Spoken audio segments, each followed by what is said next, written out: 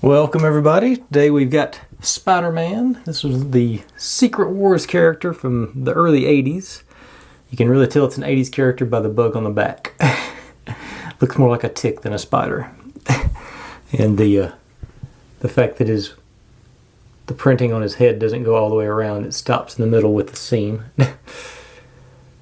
But overall, I think it's a really good looking character. They got the colors seem good.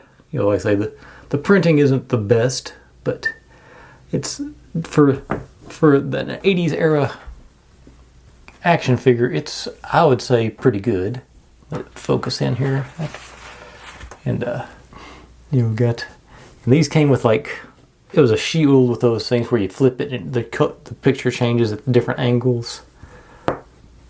Let's see, get my specs on where I can maybe read the stuff on the back. Get the light just right. Nope, I cannot. Printing's too fine. I don't even know if it'll focus on that. Let's see.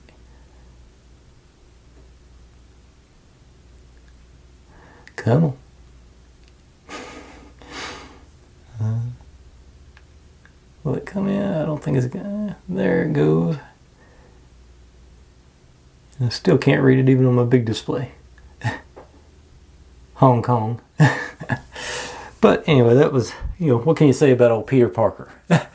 You know, I say there. I'm trying to remember. I know there was a Peter Parker and a Captain America and a Dr. Doom. I think Wolverine was in there, and that was before Wolverine got to be Wolverine. This was maybe at the very beginning when he was really starting to catch on. I think he would have been in the orange and brown.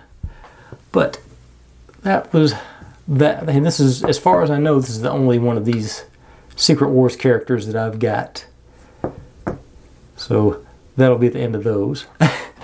But anyways, thanks for watching everybody. If you're digging what I'm doing, make sure and subscribe. Plenty more to go where this came from, and I'll see you next time.